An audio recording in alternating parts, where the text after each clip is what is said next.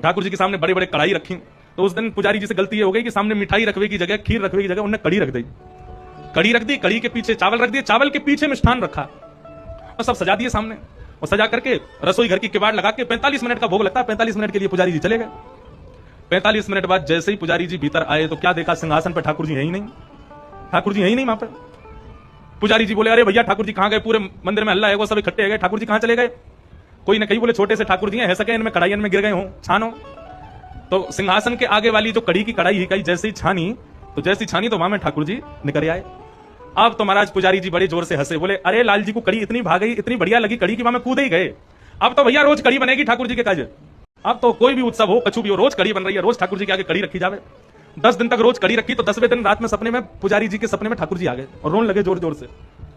पुजारी जी बोले, ठाकुर जी रो काहे को रहे हो। बोले मैं यहां मारे रो रहा हूं, तुम रोज कड़ी को भोग लगा रहे हो।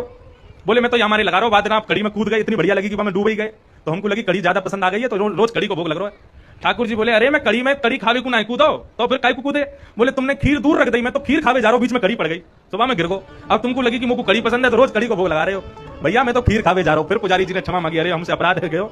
तब से फिर ठाकुर जी को मिठाई आगे रखी जाए, वहां के पीछे नमकीन सामग्री रखी जाए। बंधुओं ऐसे लाड़ लड़ाओगे ना घर के ठाकुर जी को, तो ठाकुर जी पर मूर्ति नहीं लगेंगे, साक्षात ठाकुर जी लगेंगे, आनंद देंगे, सुख मिलेगा आपको।